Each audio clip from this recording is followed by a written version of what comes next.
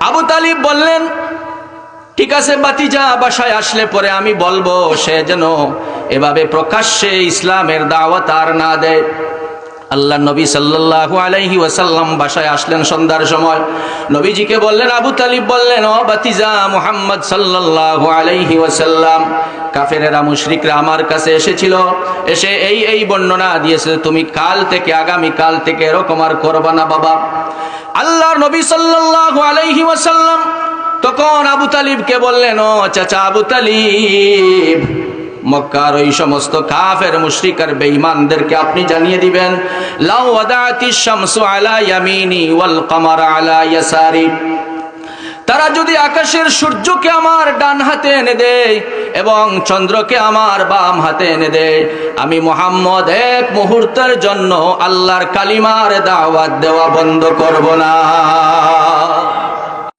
আসসালামু আলাইকুম ওয়া রাহমাতুল্লাহি ওয়া বারাকাতুহু।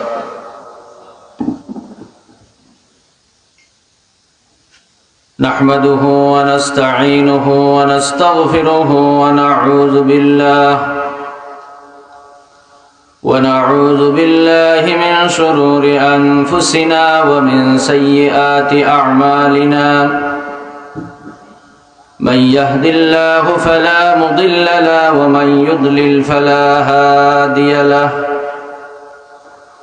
وأشهد أن لا إله إلا الله وحده لا شريك له،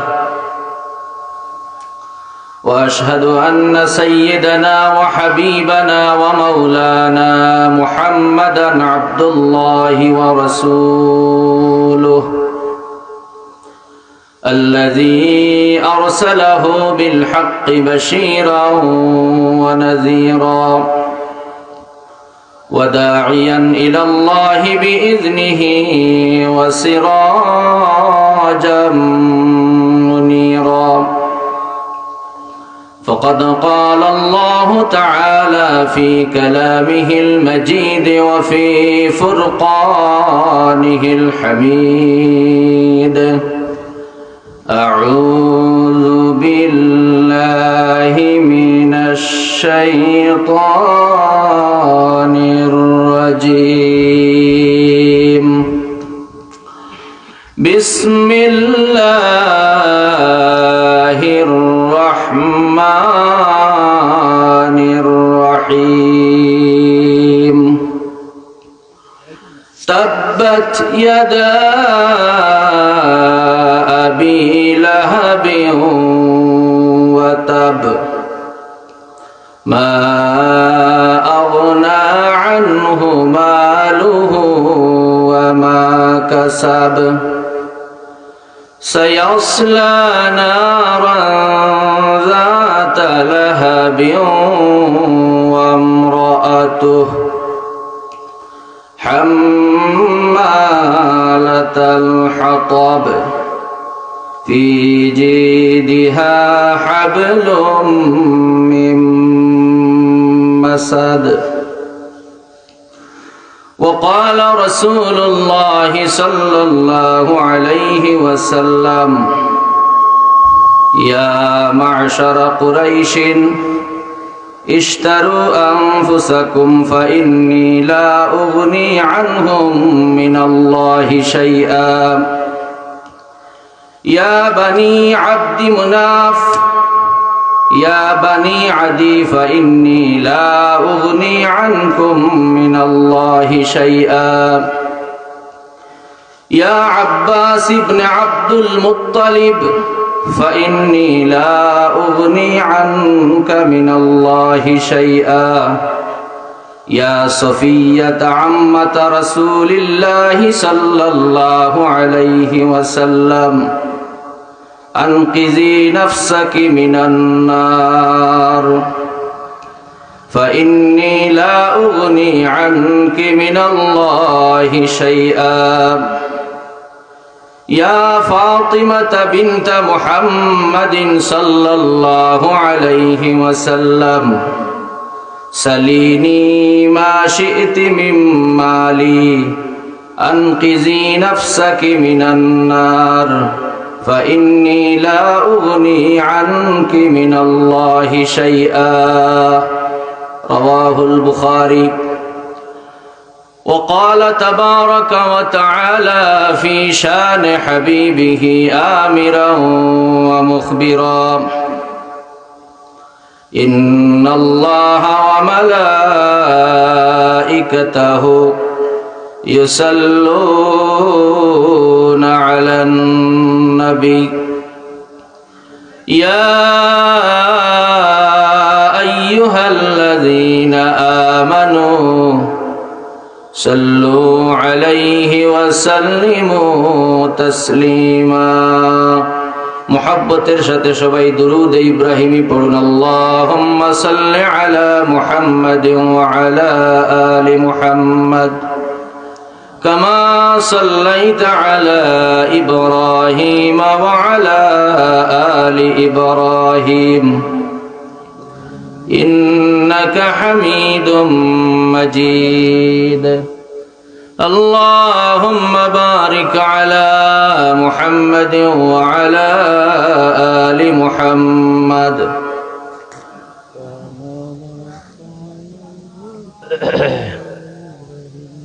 إنك حميد مجيد بلغ العلا بكماله كشف الدجى بجماله حسنت جميع خصاله صلوا عليه وآله يا خير من دفنت في القاع أعزمه فطاب من طيبهن القاع والأكم بلغ العلا بكماله كشف الدجى بجماله حسنت جميع خصاله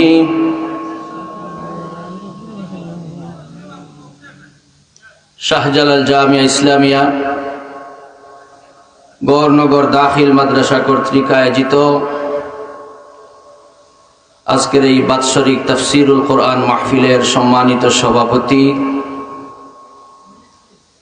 হযরত উলামায়ে কেরাম, সামনে উপস্থিত তরুণ যুবক ভাইয়েরা, পর্দার আড়ালের অবস্থানরত আমার অত্যন্ত শ্রদ্ধেয় মা ও বোনের, আসুন আমরা সর্বপ্রথম মহান আল্লাহ রব্বুল আলামিনের দরবারে কালিমাতুশ শুকুর আদায় করি যে মহান রব্বুল আলামিন অত্যন্ত দয়া এবং মেহেরবানি করে কোরআন ও সুন্নাহ থেকে আলোচনা শোনার জন্য আমাদেরকে সমবেত হওয়ার তৌফিক এনায়েত করলেন। সেই মহান মাবুদের দরবারে অন্তরের অন্তঃস্থল থেকে কালিমাতুশ শুকুর আদায় করি। সবাই পড়ি আলহামদুলিল্লাহ। আমি আপনাদের সামনে পবিত্র কালামে পাকের 30 নম্বর পারা থেকে একটি সূরা তিলাওয়াত করেছি। সূরাটির নাম হলো সূরা লাহাব, যে সূরাকে আমরা বলে থাকি তাব্বাত ইয়াদা সূরা, ঠিক কিনা বলে? এই সূরার সাথে পরিচিত না এমন মানুষের সংখ্যা, মুসলমানের সংখ্যা খুবই কম পাওয়া যাবে। এই সূরার ভিতরে 5টি আয়াত রয়েছে। কয়টি আয়াত? 5টি আয়াত রয়েছে। সূরাটা অবতীর্ণ হয়েছে মক্কাতুল মুকাররমায়, অর্থাৎ রাসূলুল্লাহ সাল্লাল্লাহু আলাইহি ওয়াসাল্লামের মক্কি জিন্দেগিতে, আল্লাহর হাবিবের মক্কি জিন্দেগিতে এই সূরাটা নাযিল হয়েছে। মুফাসসিরগণ লিখেন, সূরাতুল ফাতিহার পরে অবতীর্ণ সূরা, পূর্ণাঙ্গ সূরা হিসাবে সূরা লাহাব রাসূলুল্লাহর কাছে নাযিল হয়েছে। সুবহানাল্লাহ। প্রথমে আমরা ধারাবাহিকভাবে তাফসীরি আলোচনা হিসাবে আমরা প্রথমে জানব সূরার নামকরণ, এরপরে এই সূরার নাজিল হওয়ার কারণ, সববে নুজুল বা আসবাবে নুজুল, কোন প্রেক্ষাপটে এই সূরাটা নাজিল হলো, এরপর ইনশাআল্লাহ আমরা ধারাবাহিক আলোচনা করব ইনশাআল্লাহ। পড়ে এই সূরার নামকরণ সম্পর্কে তাফসীরে ইবনে কাসির এবং তাফসীরে রুহুল মাআনি, তাফসীরুল কাবীর, তাফসীরে জালালাইন, এই সমস্ত তাফসীরের কিতাবে সূরাটির নাম উল্লেখ করেছেন। একটি নাম হলো প্রসিদ্ধ নাম এই সূরার, সূরাতুল লাহাব। লাহাব শব্দটা এই সূরায় দুইবার রয়েছে। কয়বার? দুইবার। আরেকটি নাম হলো এই সূরার সূরাতুল মাসাদ। মাসাদ শব্দ ফি জিদিহা হাবলুম মিন মাসাদ। মাসাদ শব্দ এই সূরার ভিতরে রয়েছে, তাই এই সূরার আরেকটি নাম হলো সূরাতুল মাসাদ। এই সূরাটা কুরআনুল কারীমের 111 নম্বর সূরা। কত নম্বর? 111 নম্বর সূরা। এই সূরাটির ভিতরে 5টি আয়াত রয়েছে। প্রথম 3 আয়াতে আল্লাহ তাবারাকা ওয়া তাআলা আবু লাহাবের আলোচনা করেছেন। কার আলোচনা? আবু লাহাবের। শেষের 2 আয়াতে তার স্ত্রী, আবু লাহাবের স্ত্রী, তার সম্পর্কে আল্লাহ পাক আলোচনা করেছেন। প্রথম 3 আয়াতে কার আলোচনা? আবু লাহাবের আলোচনা। পরের 2 আয়াতে তার স্ত্রীর আলোচনা। নাজিলের কারণ, আল্লাহ তাআলা এই সূরাটি কখন নাজিল করলেন? তাফসীরে ইবনে কাসীরের মধ্যে আল্লামা হাফিজ ইমাদউদ্দিন ইবনে কাসীর রাহমাতুল্লাহি আলাইহি উল্লেখ করেন, আল্লাহর রাসূলের কাছে যখন সূরা শুআরার 214 নম্বর আয়াতে মুকদ্দাসা নাজিল হলো। কোন সূরার কত নম্বর আয়াত? সূরাতুশ শুআরার 214 নম্বর আয়াত যখন আল্লাহর রাসূলের কাছে নাজিল হলো, আয়াতটি হলো, আল্লাহ বলেন, وأنذر عشيرتك الأقربين। হে আমার নবী, হে আমার প্যারা হাবিব মুহাম্মদুর রাসূলুল্লাহ সাল্লাল্লাহু আলাইহি ওয়াসাল্লাম, আপনি আপনার নিকটাত্মীয়দেরকে, আপনার আপন মানুষগুলাকে আল্লাহ রব্বুল আলামিনের জাহান্নামের ভয় দেখান। এই আয়াতে কারীমা নবী মুহাম্মদুর রাসূলুল্লাহ সাল্লাল্লাহু আলাইহি ওয়াসাল্লামের কাছে যখন নাজিল হলো, বুখারী শরীফের মধ্যে হাদিস উল্লেখ রয়েছে, রাসূল করিম সাল্লাল্লাহু আলাইহি ওয়াসাল্লাম এই আয়াত নাজিল হওয়ার পরে আল্লাহর নবী সফা পাহাড়ের উপর আরোহণ করলেন। সফা পাহাড়ে উঠলেন। মক্কার একটি পাহাড়ের নাম সফা। ইন্নাস সফা ওয়াল মারওয়াতা মিন শাআইরিল্লাহ, কুরআনে আছে না নাই? আল্লাহর নবী জনাবে মুহাম্মদুর রাসূলুল্লাহ সাল্লাল্লাহু আলাইহি ওয়াসাল্লাম পাহাড়ে আরোহণ করলেন। বুখারী শরীফের 4770 নম্বর হাদিসের বর্ণনা হলো এভাবে, فصعد رسول الله صلى الله عليه وسلم على الصفا فجعل ينادي يا بني فهر ويا بني عدي فجاء أبو لهب وقريش أكنتم مصدقيا। আল্লাহর নবীর কাছে সূরা শুআরার 214 নম্বর আয়াতে কারীমা আল্লাহ পাক রব্বুল আলামিন যখন নাজিল করলেন, হে নবী, আপনি আপনার নিকটাত্মীয়দেরকে আল্লাহর জাহান্নামের ভয় দেখান, তখন আল্লাহর হাবিব সাল্লাল্লাহু আলাইহি ওয়াসাল্লাম সফা পাহাড়ে আরোহণ করলেন। সফা পাহাড়ে আরোহণ করে নবীজি নাম ধরে ধরে ডাক দিলেন, ইয়া বানি ফিহির, হে বনি ফিহির সম্প্রদায়, ইয়া বানি আদি, হে আদি সম্প্রদায়, তোমরা আসো। রাসূলুল্লাহর ডাক শুনে তারা দলে দলে আসলো। কুরাইশরাও আসলো। সুবহানাল্লাহ পড়ে। তাদের মধ্য থেকে ফাজা আবু লাহাবিন, আল্লাহর রাসূলের চাচা আবু লাহাব আসলো। কে আসলো? আবু লাহাব। এরপর আল্লাহর নবী সাল্লাল্লাহু আলাইহি ওয়াসাল্লাম বললেন, ও কুরাইশের লোকেরা, আমি মুহাম্মদুর রাসূলুল্লাহ সাল্লাল্লাহু আলাইহি ওয়াসাল্লাম যদি বলি এই পাহাড়ের তলদেশে বা পাদদেশে একদল সৈন্য তোমাদের উপর আক্রমণ করার জন্য বসে আছে, তোমরা কি তা আমার কথা বিশ্বাস করবে? আকুনতুম মুসাদ্দিকিয়া, তোমরা কি আমাকে বিশ্বাস করবে? তারা বলল, ক্বালু নাআম মা জাররাবনা আলাইকা ইল্লা সিদকা। ও মুহাম্মদ, কেন বিশ্বাস করব না? আমরা তো তোমাকে অনেক পরীক্ষা নিরীক্ষা করেছি, তোমার মতো সত্যবাদী লোক মক্কার জমিনে আরেকটাও খুঁজে পাই নাই। সুবহানাল্লাহ। তারা বলল, মুহাম্মদ কেন বিশ্বাস করব না? মা জাররাবনা আলাইকা ইল্লা সিদকা, তুমি যে চরম বিশ্বাসী সত্যবাদী আমরা তা প্রত্যক্ষদর্শী, কেন আমরা বিশ্বাস করব না?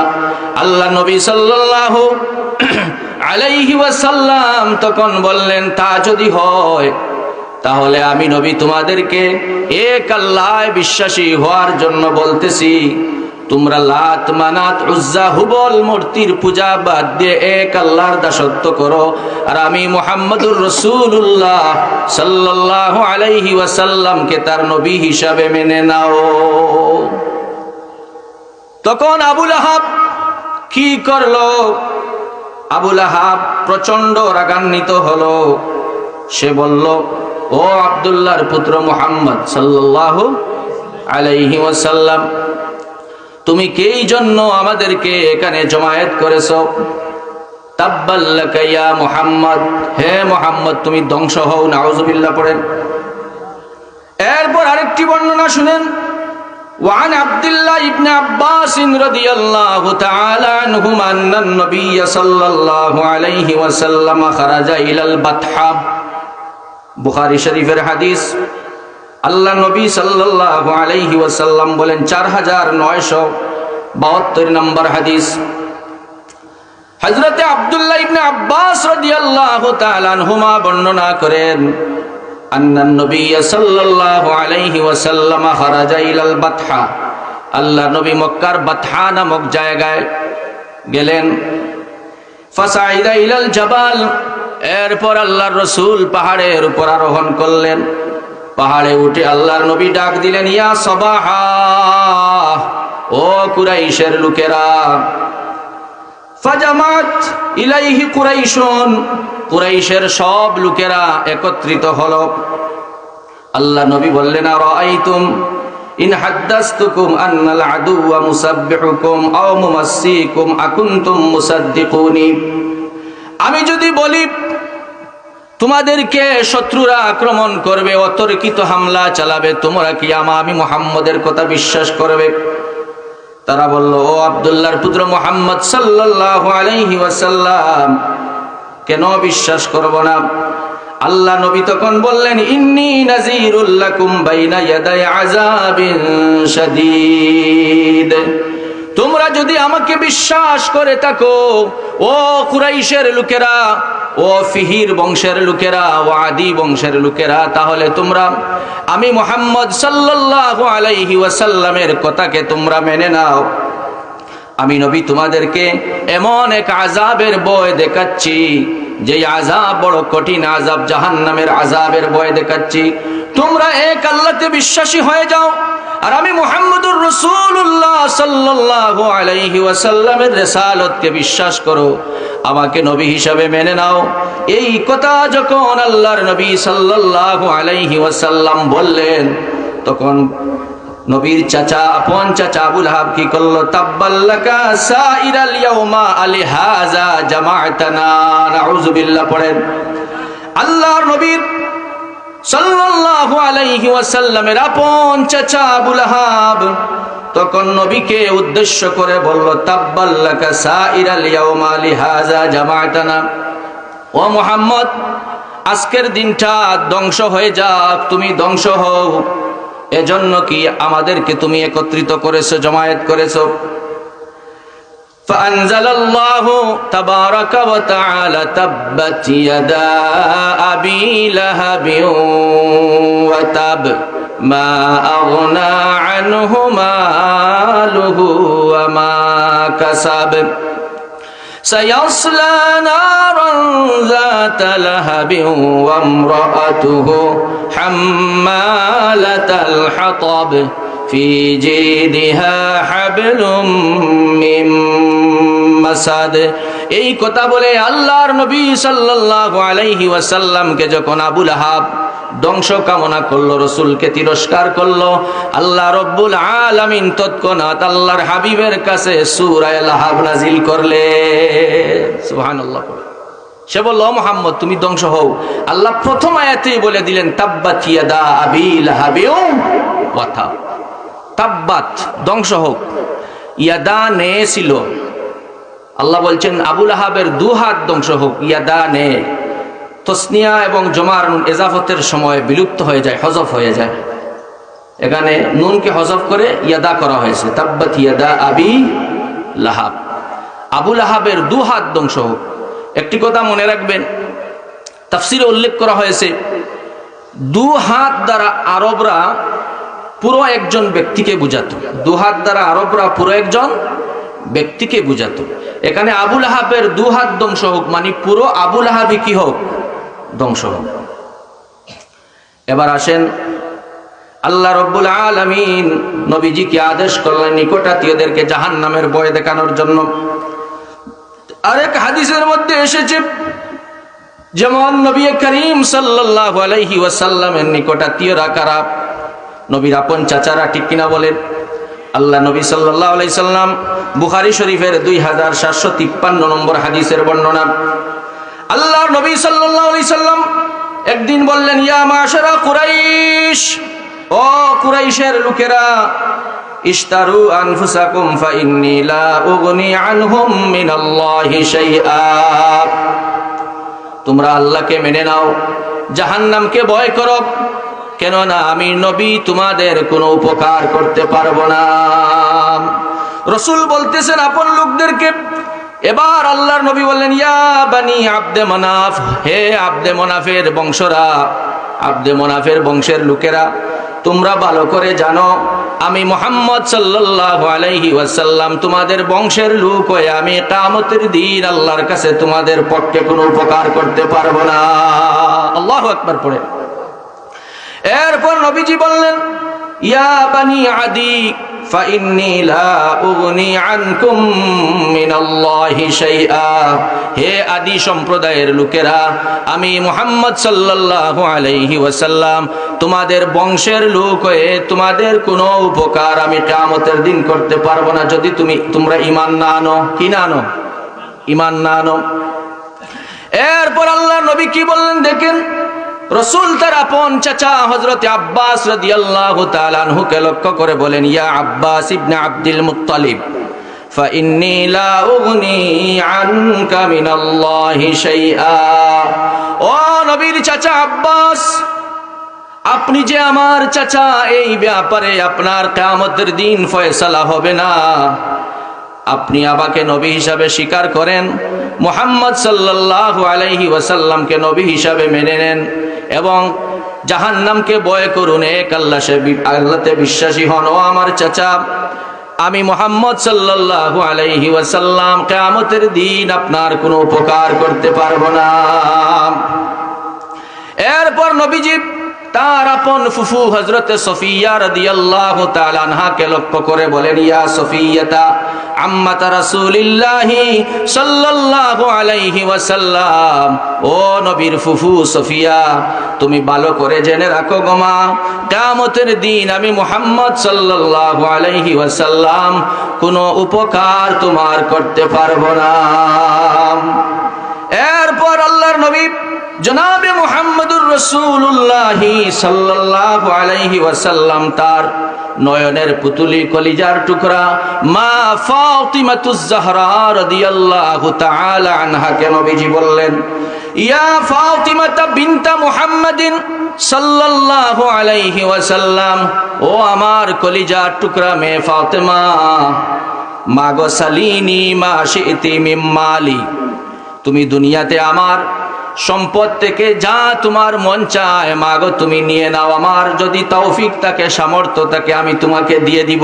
সুবহানাল্লাহ পড়ে নবীজি তার মেয়ে ফাতেমাকে বলছেন, ফাতেমা গো, আমার সম্পদ থেকে যা তোমার মন চায় দুনিয়াতে তুমি আমার কাছে চাইতে পারো। সালিনি মা শিতি মিন মালি, মাগো আমি দিয়ে দিব যদি আমার সামর্থ্য থাকে।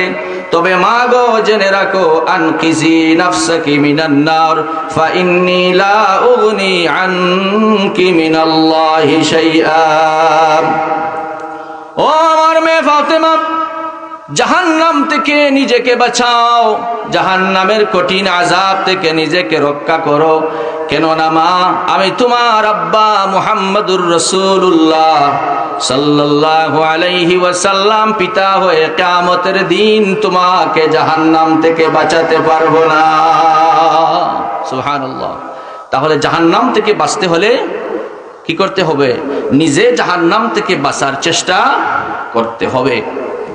আমার বন্ধুগণ, আল্লাহর নবী সাল্লাল্লাহু আলাইহি ওয়াসাল্লামের চাচারা 3 ভাগে বিভক্ত। কয় ভাগে? একটা কথা ভালো করে মনে রাখবেন, তাফসীর বুঝতে সহজ হবে। রাসূলুল্লাহর চাচারা কয় শ্রেণীতে বিভক্ত? মাওয়াহিবুল লুদুনিয়া সিরাতের কিতাবে, এই কিতাবে উল্লেখ করা হয় আব্দুল মুত্তালিবের 10 জন পুত্র সন্তান ছিল। কয়জন? 10 জন। এই 10 জনের মধ্যে থেকে কয়েকজনের কথা আপনাদেরকে বলি। আল্লাহ নবী সাল্লাল্লাহু আলাইহি ওয়াসাল্লামের চাচারা 3 ভাগে বিভক্ত। কয় ভাগে বিভক্ত? এক শ্রেণী, প্রথম শ্রেণীরা আল্লাহর নবীর প্রতি তারা ঈমান এনেছেন, আখিরাতকে বিশ্বাস করেছেন, ঈমানের উপর অটল অবিচল থেকে রাসূলুল্লাহকে সহযোগিতাও করেছেন। তারা হলেন হযরতে আব্বাস রাদিয়াল্লাহু তাআলা আনহু এবং হযরতে আমির হামজা রাদিয়াল্লাহু তাআলা আনহুমা। এরা ঈমান এনেছেন এবং নবীকে সহযোগিতা করেছেন, ঈমানের উপর অটল অবিচল থেকে ইন্তেকালও করেছেন। এরা হলেন আব্বাস এবং হযরতে হামজা রাদিয়াল্লাহু তাআলা আনহুমা। 2 নম্বর, নবীকে সহযোগিতা করেছেন, আল্লাহর নবীকে শেল্টার দিয়েছেন, কিন্তু শেষ পর্যন্ত ঈমান নিয়ে কবরে যেতে পারেন নাই। এর মধ্য থেকে একজন হলেন নবীর আপন চাচা আবু তালিব। কি নাম? আবু তালিব রাসূলুল্লাহকে মহব্বত করেছেন, কিন্তু ঈমান নিয়ে কবরে যেতে পারেন নাই। আরেক শ্রেণী হলো আল্লাহর নবী সাল্লাল্লাহু আলাইহি ওয়াসাল্লামকে নবুয়তের আগ পর্যন্ত মহব্বত করেছেন, কিন্তু রাসূলের নবুয়ত যখন প্রকাশ পেয়েছে তখন আল্লাহর নবীকে সবচেয়ে বড় শত্রু মনে করেছেন এবং ঈমান নিয়ে কবরে যেতে পারেন নাই, বেঈমান হয়ে মৃত্যুবরণ করেছেন। এর মধ্য থেকে এক চাচা হলেন আবু লাহাব। কি নাম? আবু লাহাব।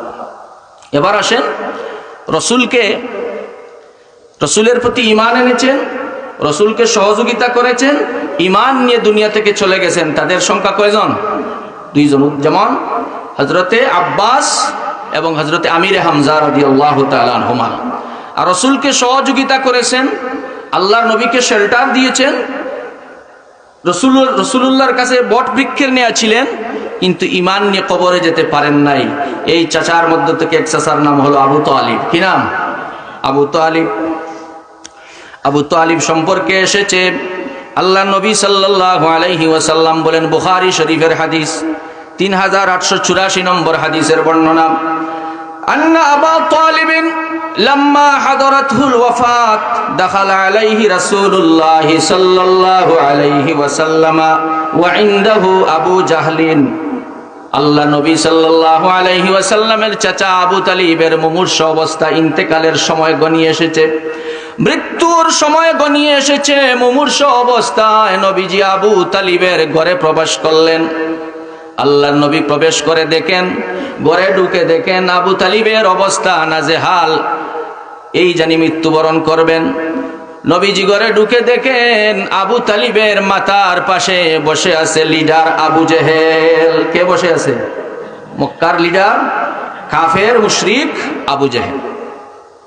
আল্লাহ নবী তার চাচাকে লক্ষ্য করে বলেন, ও চাচাজি, আপনি মৃত্যু শয্যায় শায়িত, আপনি দয়া করে একটিবার পড়ে নেন লা ইলাহা ইল্লাল্লাহু মুহাম্মাদুর রাসূলুল্লাহ।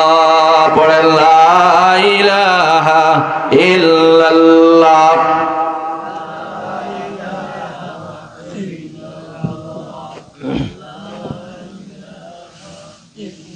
লা ইলাহা ইল্লাল্লাহ। আল্লাহ নবী সাল্লাল্লাহু আলাইহি ওয়াসাল্লাম আবু তালিবের গৃহে প্রবেশ করলেন। আল্লাহর নবী জনাবে মুহাম্মদুর রাসূলুল্লাহ সাল্লাল্লাহু আলাইহি ওয়াসাল্লাম চাচাকে লক্ষ্য করে বললেন, ও চাচাজি, আপনি যদি একবার কালিমাটা পড়েন, কালিমাতান ওয়াহাজ্জু লাকা বিহা ইনদাল্লাহি ইয়াউমাল কিয়ামাহ, ও চাচাজি, শুধুমাত্র আপনি একবার লা ইলাহা ইল্লাল্লাহ এতটুকু পড়েন, আমি কিয়ামতের ময়দানে এই কালিমাটাকে তাওহীদের পক্ষে আপনার জন্য আল্লাহর কাছে দলিল পেশ করব। সুবহানাল্লাহ। আবু তালিব বললেন, বাতিজারে, আমি পারলাম না, তোমার কথা মেনে নিতে পারলাম না, আমি জানি তোমার ধর্মটা সত্য ধর্ম। আল্লাহু আকবার পড়েন। ও বাতিজা, তুমি সে সত্য নবী, আমি চাচা আবু তালিব জানি, কিন্তু আমি এটা চাই না। আমি মৃত্যুবরণ করব, আমার বাপদাদার ধর্মের উপরে কলঙ্ক আনবো, এটা নিয়ে আমি মরতে চাই না। ইখতারতুন নারা আলাল আর, হাদিসের ইবারতে ভাবে এসেছে, তিনি বললেন, বাতিজারে, আমি জাহান্নামকে গ্রহণ করলাম আমার সম্মানের জন্য, মর্যাদার জন্য। আমি যদি তোমার ধর্ম গ্রহণ করে এই মাত্র মৃত্যুবরণ করি, মানুষরা বলা বলি করবে আবু তালিব মৃত্যুর সময় তার বাতিজার ধর্ম গ্রহণ করে ফেলেছে। ও আমার বাতিজা, এটা আমি সহ্য করতে পারবো না রে বাতিজা। ও আব্দুল্লাহর পুত্র মুহাম্মদ, আমি এই মুহূর্তে জাহান্নামকে বেছে নিলাম আমার ইজ্জতের কারণে, সম্মানের কারণে। আউযুবিল্লাহ পড়েন। আল্লাহ নবী সাল্লাল্লাহু আলাইহি ওয়াসাল্লাম তখন কাঁদতে শুরু করলেন। কেন কাঁদলেন আল্লাহর নবী? দেখেন, রাসূলুল্লাহকে মক্কার বেঈমান কাফেরেরা এত নির্যাতন নিপীড়ন করেছে। আল্লাহর নবীকে দ্বীনের দাওয়াত রাসূল দিতেন। মক্কার বড় বড় লিডার যারা ছিল তারা আবু তালিবের কাছে আসতো, এসে বলতো, ও আবু তালিব, তোমার বাতিজাকে তুমি সামলাও, আর বাড়তে দিও না। তাকে বলবা সে যেন আমাদের মূর্তির ব্যাপারে কথা না বলে, সে যেন এক আল্লাহর দাওয়াত আর না দেয় মক্কার জমিনে। যদি দেয় তাহলে তার অবস্থা আমরা নাজেহাল করে দেব। আবু তালিব বললেন, ঠিক আছে বাতিজা, বাসায় আসলে পরে আমি বলবো সে যেন এভাবে প্রকাশ্যে ইসলামের দাওয়াত আর না দেয়। আল্লাহ নবী সাল্লাল্লাহু আলাইহি ওয়াসাল্লাম বাসায় আসলেন সন্ধ্যার সময়। নবীজিকে বললেন, আবু তালিব বললেন, ও বাতিজা মুহাম্মদ সাল্লাল্লাহু আলাইহি ওয়াসাল্লাম, কাফেরেরা মুশরিকরা আমার কাছে এসেছিল, এসে এই বর্ণনা দিয়েছে, তুমি কাল থেকে, আগামী কাল থেকে এরকম আর করবা না বাবা।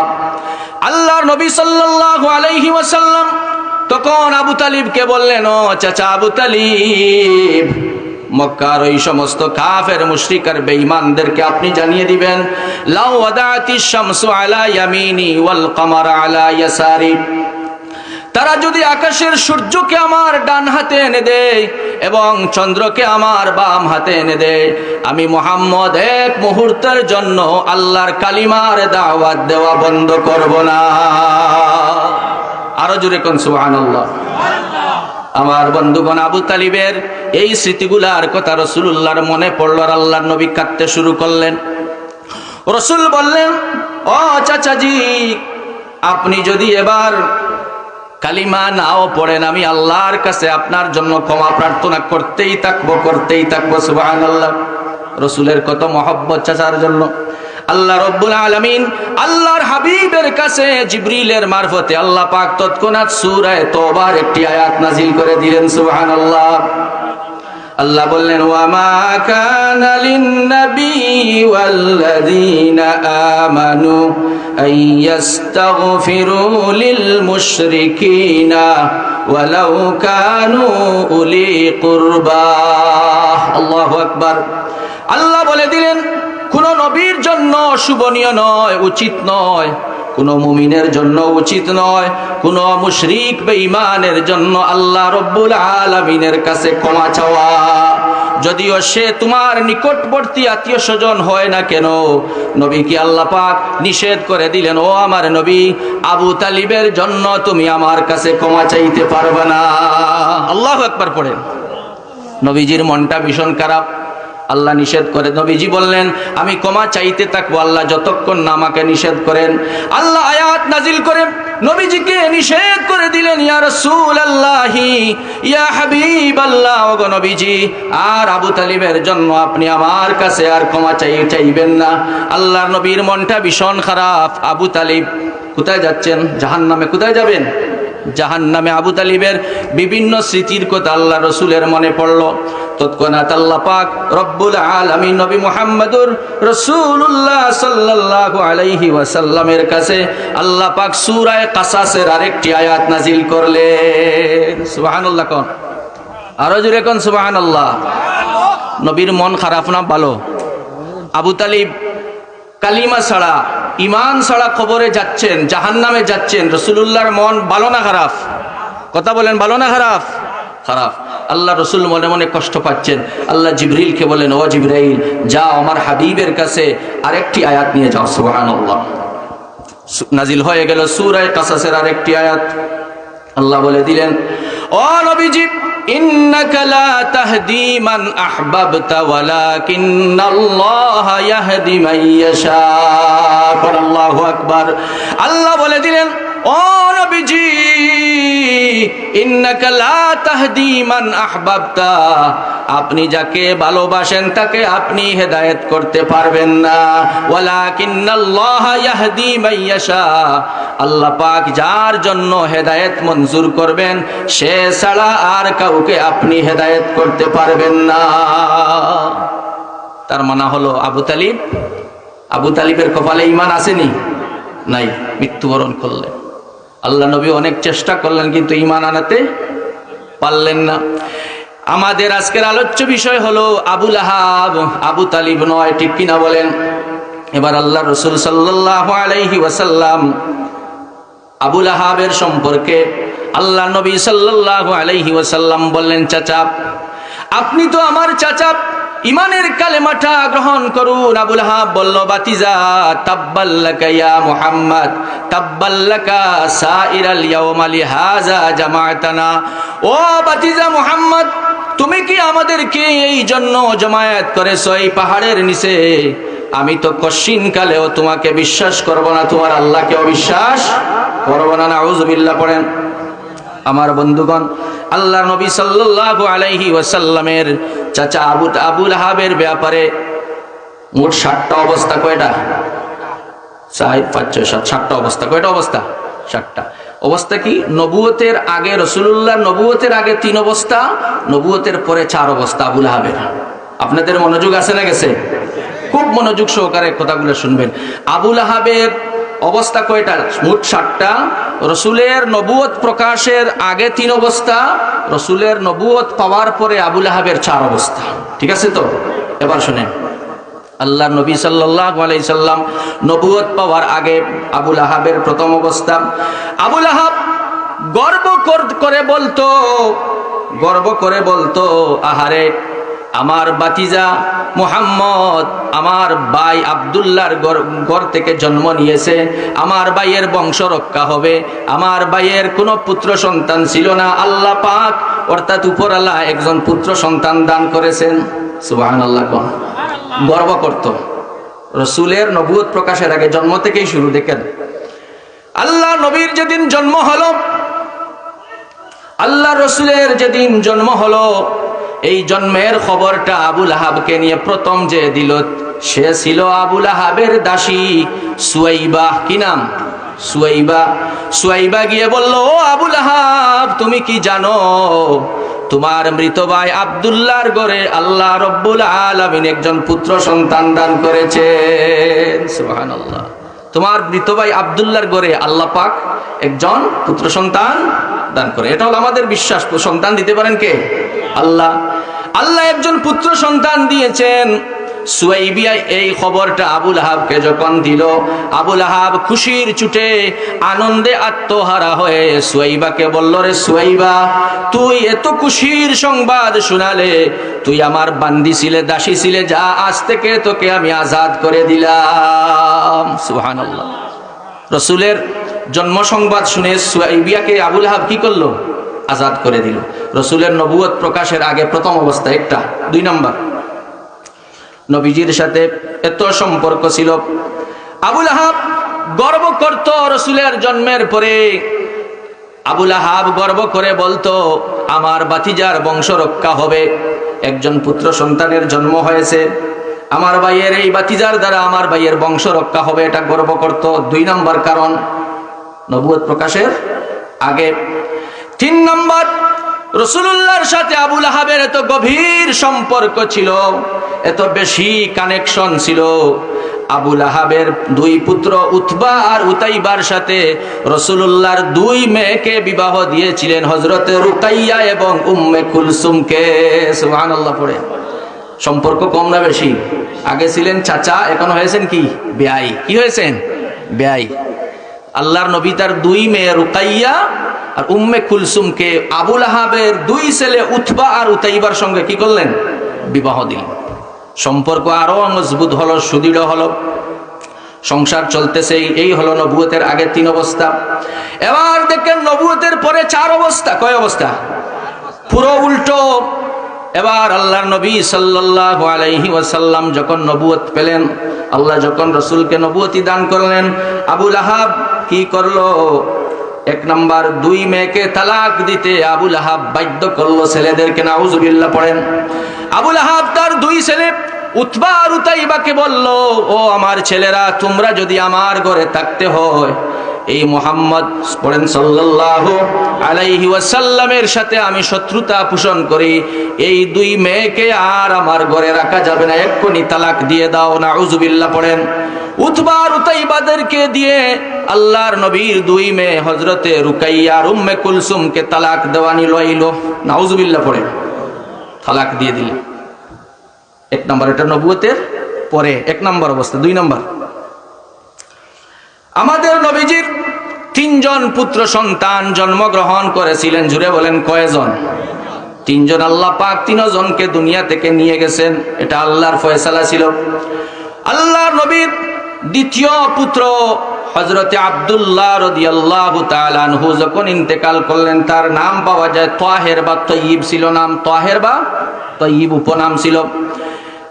আল্লাহ নবীর দ্বিতীয় পুত্র তাহের বা তয়্যিব যখন মারা গেলেন, আল্লাহ নবীর তো কোনো ছেলে সন্তান নেই, তখন আবু লাহাব কটাক্ষ করত, বিদ্রুপ করত, আহারে মুহাম্মদ তো আফতার হয়ে গেছে, মুহাম্মদ লেজ কাটা হয়ে গেছে, মুহাম্মদ আটকুরা হয়ে গেছে, মুহাম্মদের কোনো বংশ নেই, মুহাম্মদের কোনো পুত্র সন্তান নেই। নাউজুবিল্লাহ পড়েন।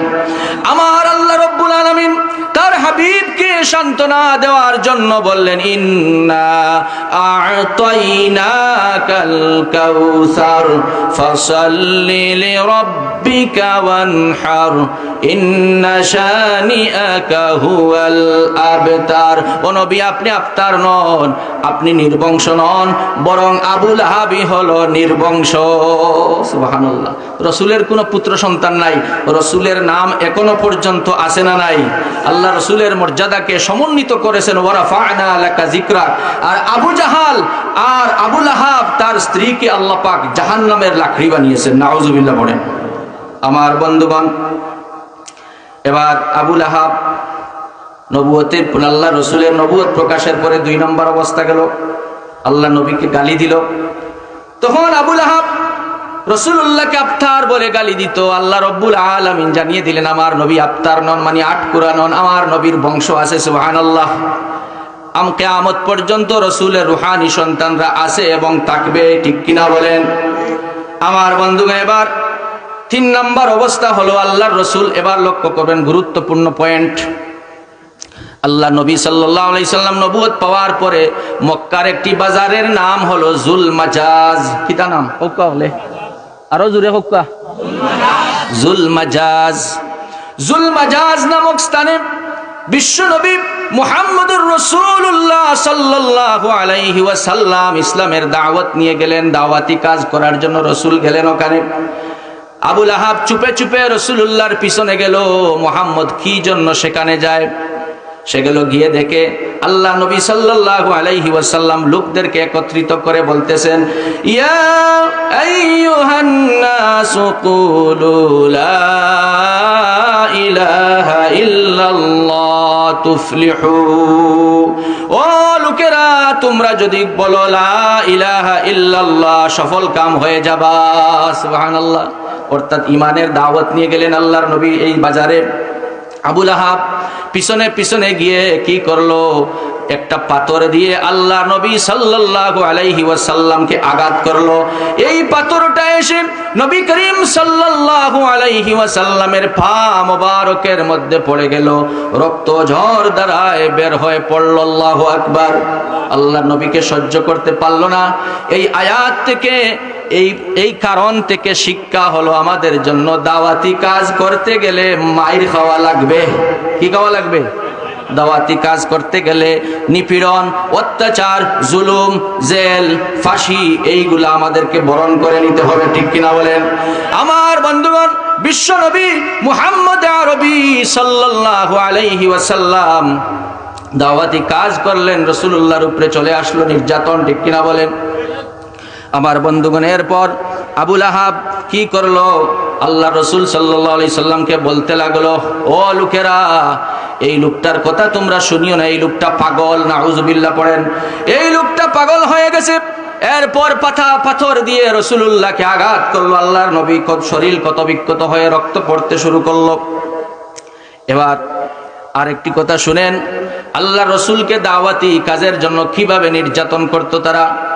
আল্লাহর নবী জনাবে মুহাম্মদুর রাসূলুল্লাহ সাল্লাল্লাহু আলাইহি ওয়াসাল্লাম একবার কাবা শরীফের চত্বরে নামাজ পড়তেছেন, খানায় কাবায়। আল্লাহর নবী নামাজরত অবস্থায় এমন সময় কুখ্যাত একজন কাফির, তার নাম হলো উকবা ইবনে আবু মুঈত।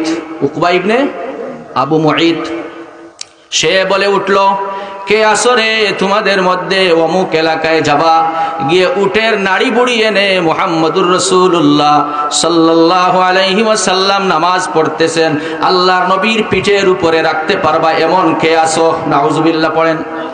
এক ব্যক্তি দাঁড়িয়ে গেল, এক পাপিষ্ঠ জাহান্নামের কীট নরাদম দাঁড়িয়ে গেল, বলল আমি পারবো। অমুক এলাকা থেকে গিয়ে উটের নাড়ি বুড়ি এনে আল্লাহর নবী সাল্লাল্লাহু আলাইহি ওয়াসাল্লামের কাঁধের উপরে রেখে দিল। নাউজুবিল্লাহ পড়েন।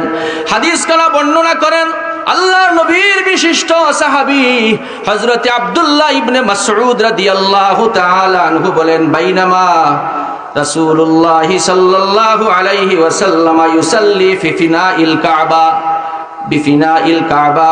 আল্লাহ নবী সাল্লাল্লাহু আলাইহি ওয়াসাল্লাম একদিন কাবা শরীফের সামনে নামাজ পড়লেন, আমরা সেখানে ছিলাম। এমন সময় উকবা ইবনে আবু মুঈতের অর্ডারে একজন মুশরিক আল্লাহর নবীর পিঠের উপরে উটের নাড়ি বুড়ি এনে রাখলো। ইবনে মাসউদ বলেন, সেদিন আমার যদি প্রতিহত করার সামর্থ্য থাকতো, তাহলে আমার জীবন দিয়ে হলেও আল্লাহর নবীর উপরে এই অত্যাচার আমি করতে দিতাম না। আল্লাহু আকবার বলেন।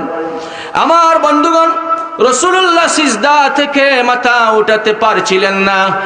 হযরতে ফাতিমা রাদিয়াল্লাহু তাআলা আনহা দৌড়ে এসে আল্লাহর হাবিবের গাড়ের উপর থেকে উটের নাড়ি বুড়ি সরিয়ে দিলেন। তখন আল্লাহর নবী সিজদা থেকে মাথা উঠালেন। আল্লাহু আকবার পড়ে। আমার বন্ধুগণ, এই হলো আল্লাহ রসুলের উপর নির্যাতন। তাহলে আমরা পেলাম, দাওয়াতি কাজ করতে গেলে শারীরিক নির্যাতন হতে পারে। ঠিক কিনা বলেন? আবার মানসিক নির্যাতন হতে পারে, আবার কথার মাধ্যমেও আপনাকে টিটকারি মস্কারি করতে পারে। ঠিক কিনা বলেন? আমার বন্ধুগণ, এরপর বিশ্বনবী জনাবে মুহাম্মদুর রাসূলুল্লাহ সাল্লাল্লাহু আলাইহি ওয়াসাল্লাম আরেকটি বর্ণনা এসেছে হাদিস শরীফের মধ্যে, বুখারী শরীফের 4815 নম্বর হাদিসের বর্ণনা। আল্লাহ নবী সাল্লাল্লাহু আলাইহি ওয়াসাল্লাম আরেকবার এরকম কাবা শরীফের সামনে এই উকবা ইবনে আবু মুঈত তখন কি করলো, পিছন দিক থেকে এসে একটা কাপড় দিয়ে আল্লাহ নবীর গলা মোবারকের মধ্যে পেঁচ মারলো। আল্লাহ নবীর গলা মোবারকে কি করলো? পেঁচ দিল।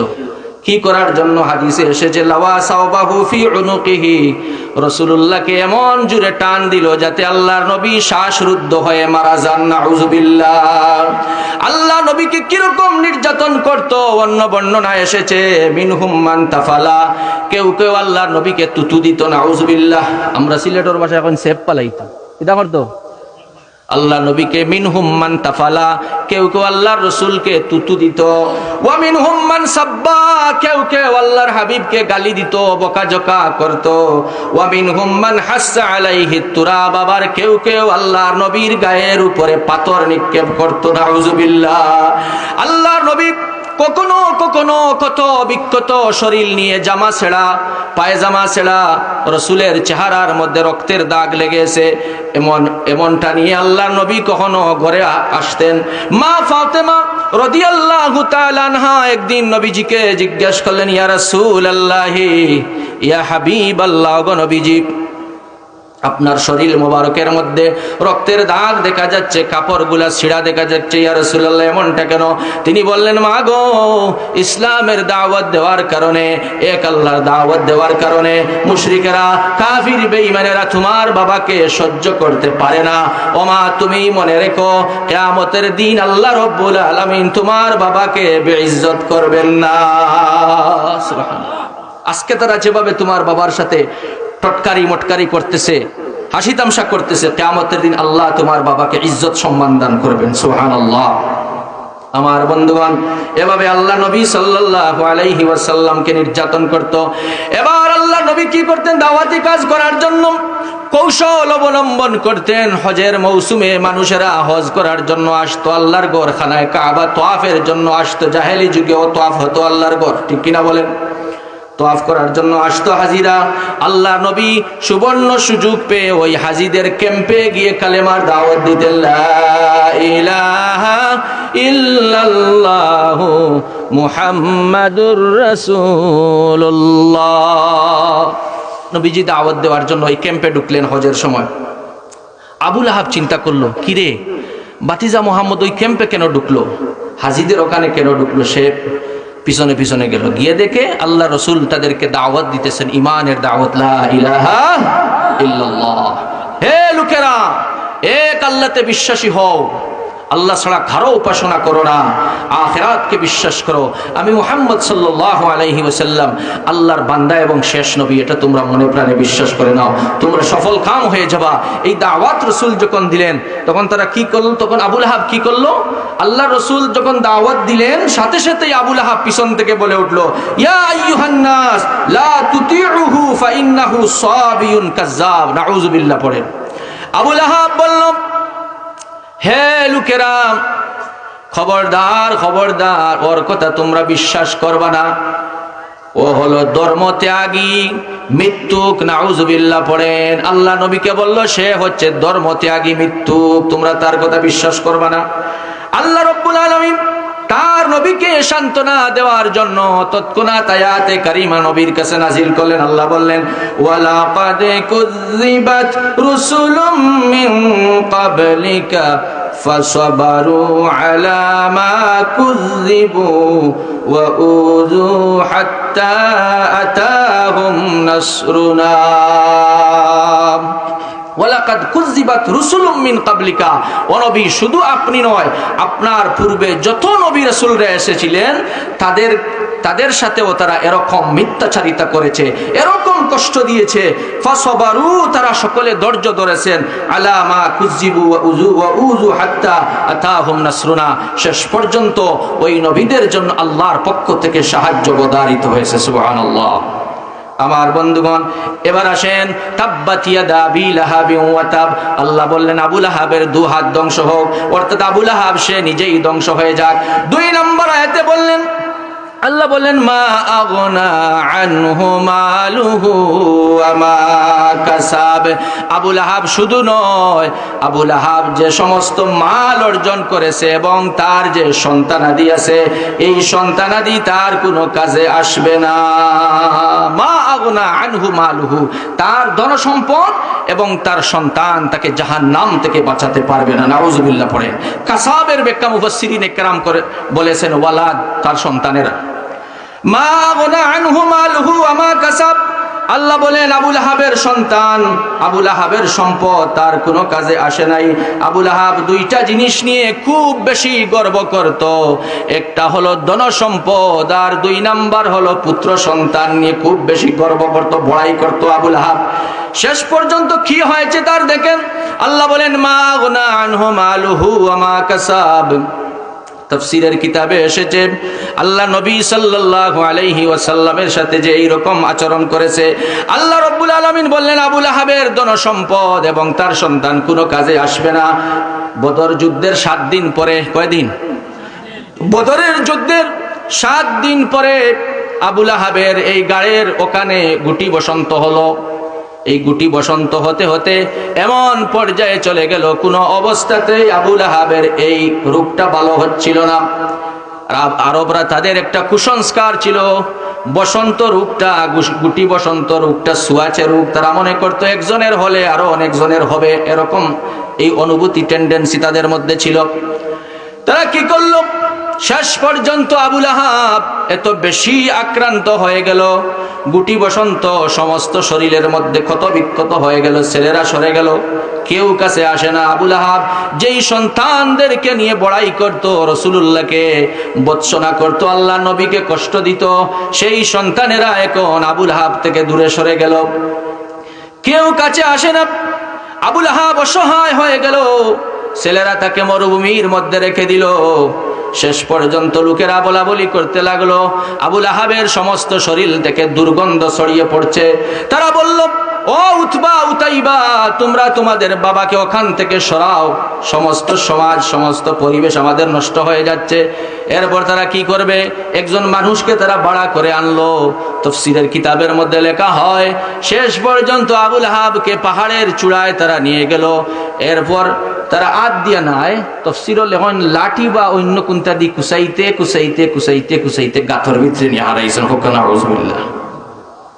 আল্লাহ নবীর সাথে বেয়াদবি করলে কি হয়, আল্লাহ বলেন, ইন্নাল্লাযীনা ইউযুনাল্লাহা ওয়া রাসূলাহু লা'আনাহুমুল্লাহু ফিদ দুনিয়া ওয়াল আখিরাহ ওয়া আ'আদ্দা লাহুম আযাবাম মুহিনা।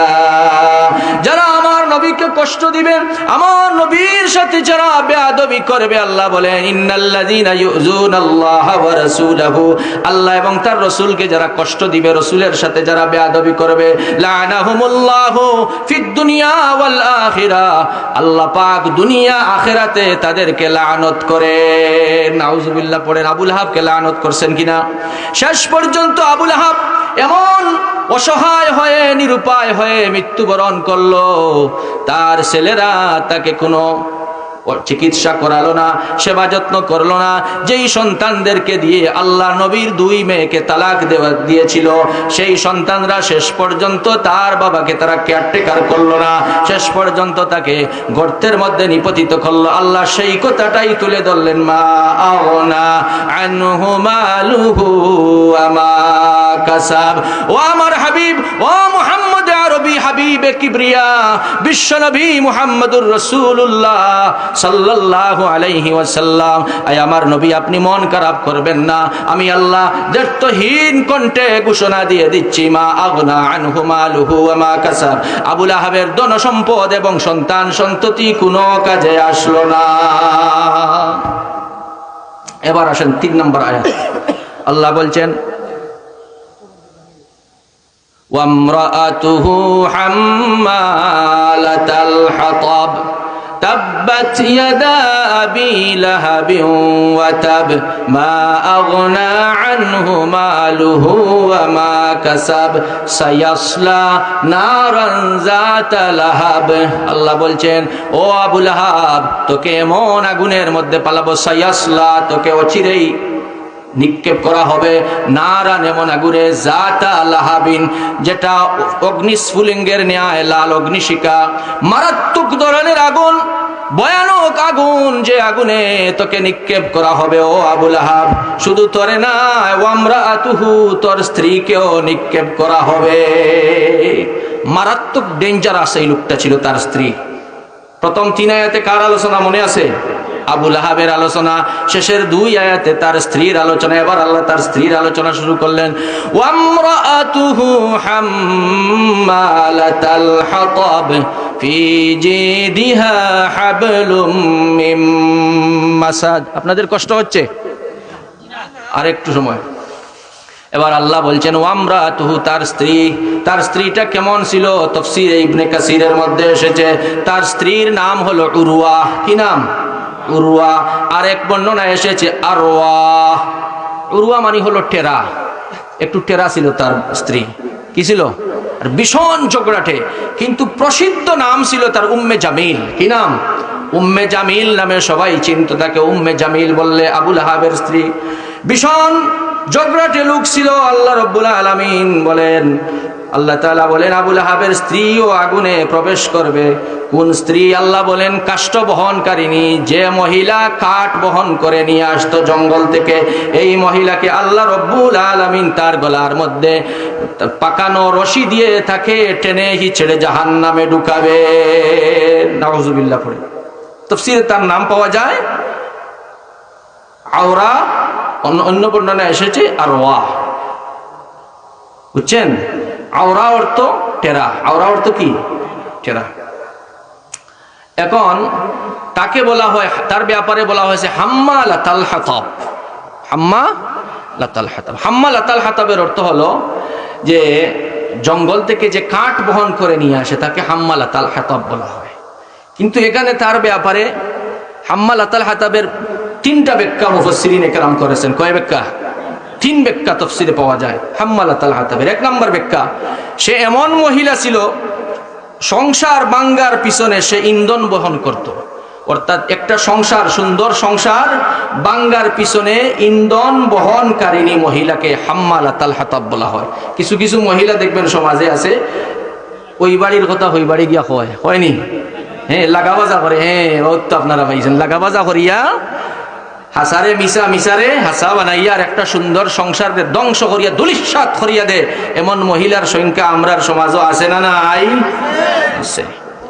বাহিরে ফিটফাট, ভিতরে সদর। তো হাম্মালাতাল হাতাব, যে মহিলার ভিতরে ইতা পাইবা বুঝিলিবা এই হতা চরিত্রর কিছু, বুঝেছেন? আল্লাহ বলেন হাম্মালাতাল হাতাব। এক নম্বর হলো সংসার বাঙ্গার পিছনে ইন্ধন বহনকারিণীকে হাম্মালাতাল হাতাব বলা হয়। দুই নাম্বার, সমাজে ফিতনা ফাসাদ সৃষ্টির পিছনে যে ইন্ধন দেয় তাকে হাম্মালাতাল হাতাব বলা হয়। আর তিন নাম্বার ব্যাখ্যা হলো সে কি করত? সে তো কৃপণ ছিল, কাজ কামের জন্য কোনো মানুষ রাখতো না, ভীষণ টাকার মালিক ছিল, অনেক টাকাওয়ালা পয়সাওয়ালা ছিল, ধনবান ছিল, কিন্তু জনমের কিফটা ছিল, কোনো মানুষ রাখতো না কাজ করানোর জন্য। কি করত?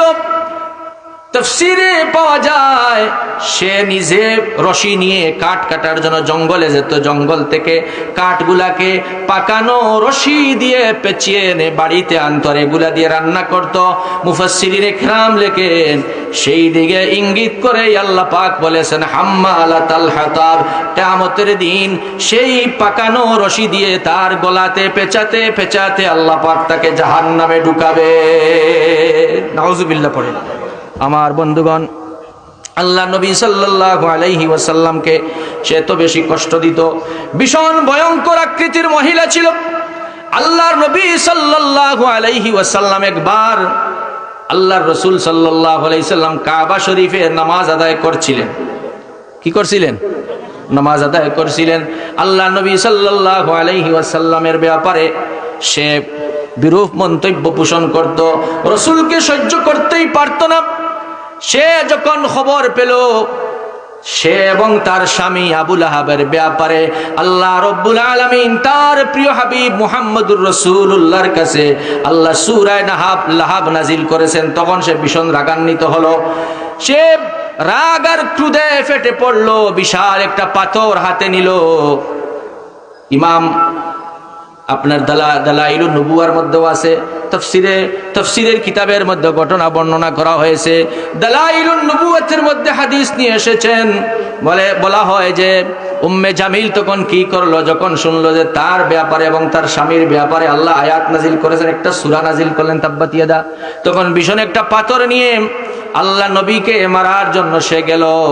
গিয়ে দেখে রাসূলুল্লাহ কাবা শরীফের সামনে, কিন্তু আবু বকর অন্যান্য সাহাবীরাও আছেন, কিন্তু উম্মে জামিল আবু বকরকে বলে, ও আবু বকর, তোমার সাথী মুহাম্মদ কোথায়, একটু আমাকে দেখিয়ে দাও। সুবহানাল্লাহ পড়ে।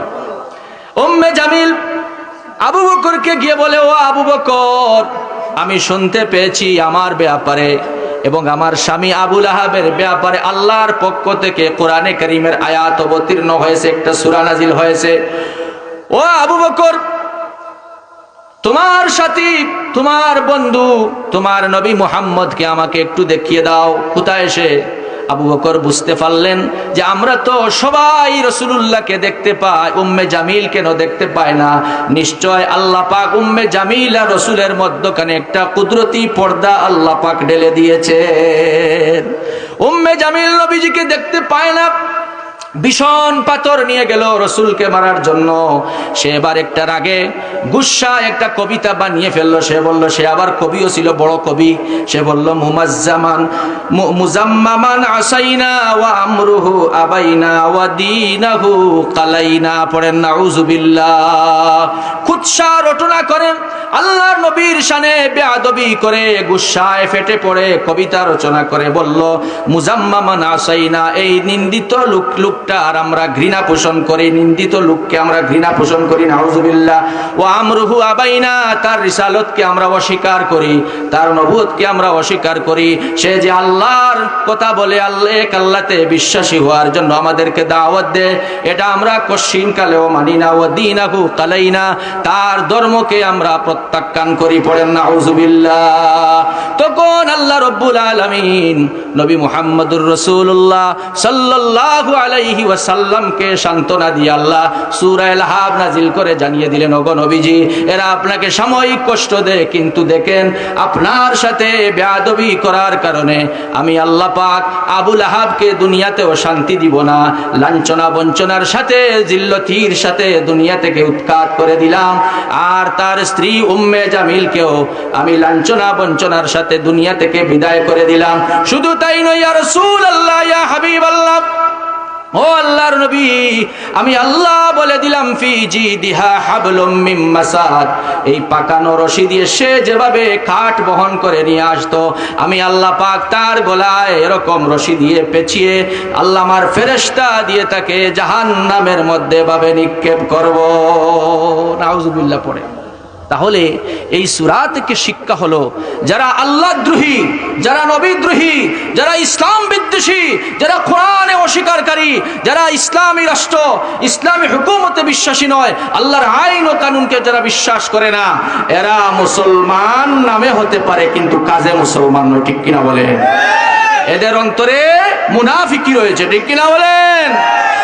আমার বন্ধুগণ, এই জন্য আল্লাহ পাক রব্বুল আলামিন ইসলামকে দিয়ে তাম দুনিয়ার মানুষকে, মানুষের মুখে, মানুষের চোখে আল্লাহ রব্বুল আলামিন একটা ইসলামের সৌন্দর্যতা তুলে দিয়েছেন।